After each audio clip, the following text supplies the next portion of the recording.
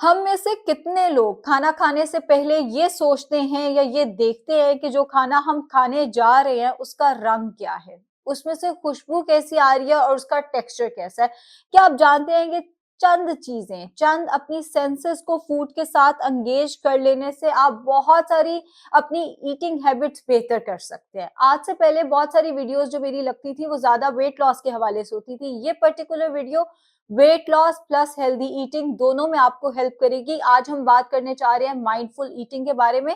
ये वो चीज है जो काफी सालों से बाहर की दुनिया में तो प्रैक्टिस हो रही है, पाकिस्तान में भी इसकी अवेयरनेस दी जाती है, लेकिन लोगों को असल में समझ नहीं आता कि माइंडफुल ईटिंग है क्या। वैसे अगर हम इसके नाम पे गौर करें तो इट मींस अपने दिमाग को मुकम्मल तौर पे हाजिर रख के खाना खाना, जिसमें जब सबसे पहले आपके पास प्लेट आती है तो आपने सबसे पहले अपनी आंखों का इस्तेमाल करके ये देखना है कि आपकी फूड का कलर क्या है।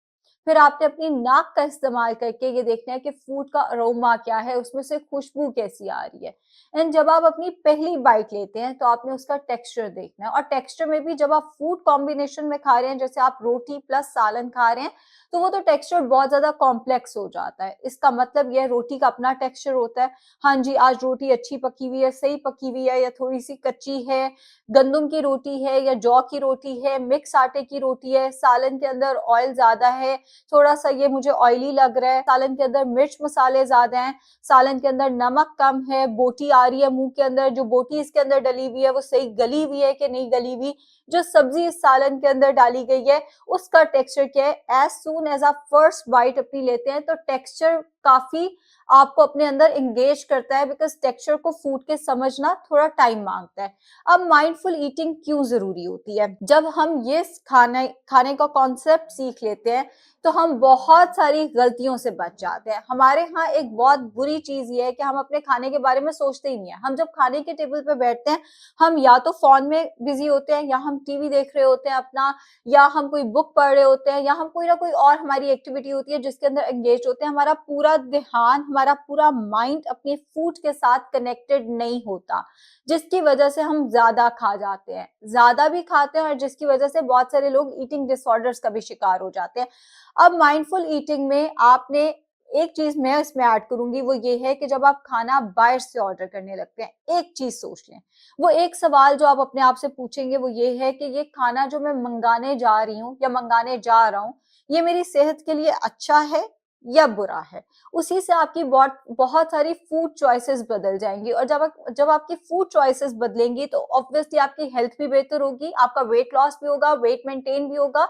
और जो फूड की वजह से इतने मसले मसाइल हमारे आना शुरू हो गए हैं, अनहेल्दी ईटिंग पैटर्न की वजह से इतने मसले मसाइल आना शुरू हो गए हैं, वो भी कहीं ना कहीं रुक जाएंगे। हमारे यहाँ अनफॉर्चुनेटली मैंने अपने कल्चर में देखा है, मैंने अपने पेशेंट्स में देखा है, मैंने अपने फ्रेंड्स में देखा है कि हम ये देखते हैं आज डील कहाँ पे कोई अच्छी है, किस बफे की प्राइस रीजनेबल चल रही है, और हम वहां से अपनी ईटिंग हैबिट को डेवलप करते हैं।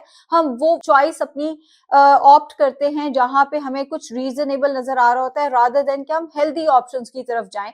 जब आप अपने दिमाग को, अपने सेंसेस को फूड के साथ एंगेज करना शुरू करते हैं तो आप Aahista Aahista mindful eating, Aahista Aahista healthy eating की तरफ आना शुरू होते हैं। फिर ये जैसे तेजी में हम सारे खाना खा रहे होते हैं, हमारी वो चीज रुकती है, हम फूड के साथ कनेक्ट करना शुरू करते हैं।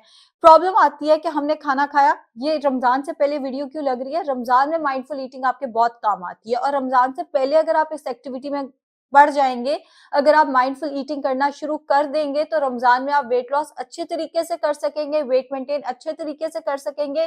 जिन लोगों को रमजान में तेजाबियत का, मैदे का मसला आना शुरू हो जाता है, उनके लिए ये वीडियो बहुत, ये टेक्निक बेसिकली बहुत ज्यादा हेल्पफुल है, उनके लिए ये चीजें बहुत ज्यादा फायदेमंद है। एंड सबसे बढ़कर जो लोग रमजान में अपना वेट गेन कर लेते हैं, उनके लिए भी ये टेक्निक बहुत हेल्पफुल है। बेसिकली इस टेक्निक पे हमने करना ये है कि हमने कोई भी फूड बाइट है उसको 30 से 35 टाइम्स तक च्यू करना है। सबसे पहले तो आहिस्ता आहिस्ता खाना है, सोच समझ के खाना है, जो खा रहे हैं उसके साथ आपका एक कनेक्शन होना चाहिए।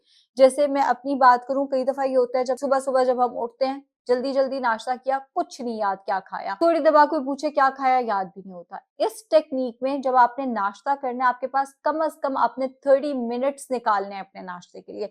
उन 30 मिनट्स में आपने बैठना है।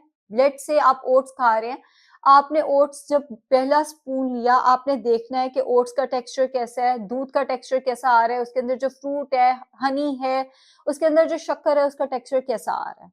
सोच समझ के एक-एक बाइट को 30-35 मिनट्स च्यू करना है, ताकि आपको आहिस्ता-आहिस्ता खाने की आदत पड़े।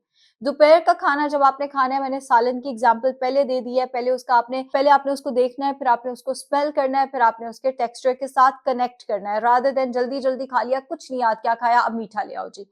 जब हम ये वाली चीजें करते हैं तो हम अपना वेट भी गेन करते हैं, हम बहुत सारे अनकॉन्शियस ऐसे डिसीजंस ले जाते हैं जो हमारी हेल्थ के लिए फिर बुरे होते हैं। एज आई सेड कि हम जब कुछ ऑर्डर करते हैं, हम ये नहीं देखते कि हमारी सेहत के लिए अच्छा है या बुरा है, हम ये देखते हैं कि डील या प्राइसेस किसकी रीजनेबल है। एंड डिनर भी आपका इसी तरह होना चाहिए। इसके साथ साथ आपने डिस्ट्रैक्शंस को अवॉइड करना होता है। डिस्ट्रैक्शन से मुराद ये है, खाना खाने बैठे हैं, बाहर घंटी बज गई, तो अब हमारा आधा ध्यान बाहर की तरफ है। चले, वो तो हमारी मजबूरी होती है, लेकिन कोई भी ऐसी चीज जो आपको फूड से डिस्ट्रैक्ट कर रही है, आपने प्लीज उसको जितना हो सके अवॉइड करना है। स्मॉलर पोर्शंस खाने हैं, यानी अगर आप लंच के टेबल पे बैठे हैं, आपके लंच में कुछ ऑप्शंस हैं, थोड़ा थोड़ा करके सब कुछ लें। ये नहीं कि प्लेट में सब कुछ बहुत ज्यादा भर दिया और सारा कुछ खाए जा रहे हैं, बीच में कोरमा आ रहा है, बीच में बिरयानी आ रही है। थोड़ा थोड़ा करके, एज ए सेड, आपको पता होना चाहिए आप कौन से कलर का फूड खा रहे हैं, उसकी खुशबू कैसी आ रही है, उसका टेक्सचर कैसा है, और टेक्सचर को समझने में आपको काफी ज्यादा टाइम चाहिए होता है। स्मॉलर पोर्शंस में खाने के साथ साथ एक एक बाइट, एक एक नवाला भी छोटा होना चाहिए, एंड एक एक नवाले को आपने 30 to 35 टाइम्स च्यू भी करना है। इसके साथ साथ आपने हेल्दी ऑप्शंस को माइंडफुल ईटिंग में चूज भी करना है। अब माइंडफुल ईटिंग में आप हेल्दी ऑप्शंस को कैसे चूज कर सकते हैं? आपके पास ऑप्शन है नान की और आपके पास ऑप्शन है होल व्हीट रोटी की। तो आपने हमेशा होल व्हीट, देसी गंदुम या होल ग्रेन आटा, जिसमें जौ की रोटी, जई की रोटी, होल ग्रेन्स को चूज करना है रादर देन रिफाइंड ग्रेन्स के। ये माइंडफुल ईटिंग की एक अच्छी टेक्निक है। हमेशा चूज करें कि ये दो चीजें मेरे पास जो सामने पड़ी हैं, दोनों का एक ही काम है। नान के साथ भी ऐसे करके सालन लगाना है और रोटी के साथ भी ऐसे करके सालन लगा के खाना है। लेकिन नान और रोटी में से रोटी हेल्दियर ऑप्शन है, तो होल ग्रेन रोटी को प्रेफर करना है। इसके साथ साथ आपने अपनी बॉडी की बात सुननी है। इस बात का क्या मतलब है? बॉडी को पता होता है उसकी बस हो रही है, खाना यहाँ तक आ रहा होता है, रमजान में भी, आम रूटीन में भी।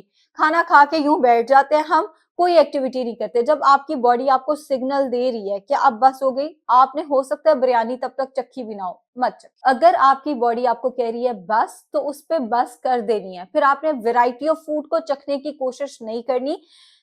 आपकी बॉडी आपको बेहतर बताती है कि कहाँ पे आपको स्टॉप कर देना है। हम प्रॉब्लम क्या करते हैं, हम अपने टेस्ट की तरफ जाते हैं कि हमने ये तो टेस्ट ही नहीं किया, अभी कैसे बस हो गई। आज तो खाने में मटन भी बना था, सब्जी भी बनी थी, चिकन भी बना था, मछली भी, हमने तो सब कुछ थोड़ा थोड़ा खाना था, हमारी बस इतनी जल्दी कैसे हो सकती है? नहीं, अगर बॉडी सिग्नल दे रही है, आपको पता चल रहा है। अच्छा, एक और चीज मैं अपने क्लाइंट्स को भी ये कहती हूँ, इंसान को पता होता है वो क्या कर रहा है। ऐसा नहीं है कि हमें नहीं पता होता कि हमारी जी अब हमारी भूख खत्म हो गई है। अगर आप आहिस्ता आहिस्ता खाते हैं, आपको पता होगा कि यहाँ पे बॉडी की बस है, उसके बाद प्लीज नहीं खाना। ऑल्सो अपने आप को हाइड्रेटेड रखें। रमजान में भी ये जरूरी है। रमजान में अफ्तारी से सहरी के दरमियान में वाटर इनटेक अपना अच्छा रखें, और आम दिनों में भी नाश्ते और रात के खाने के दरमियान में थोड़ा थोड़ा करके पानी पीते रहा करें। हाइड्रेटेड रहेंगे तो माइंडफुल ईटिंग ज्यादा आसानी से कर पाएंगे। अगर आप हाइड्रेटेड नहीं है तो आप अक्सर डिस्ट्रैक्टेड भी हो जाते हैं, फिर हम कोलास की तरफ जाते हैं, जूसेस की तरफ जाते हैं, जो कि हमें माइंडफुल ईटिंग से कहीं ना कहीं डिस्ट्रैक्ट कर देते हैं। एंड खाना खा के अल्लाह ताला का शुक्र भी जरूर अदा किया करें।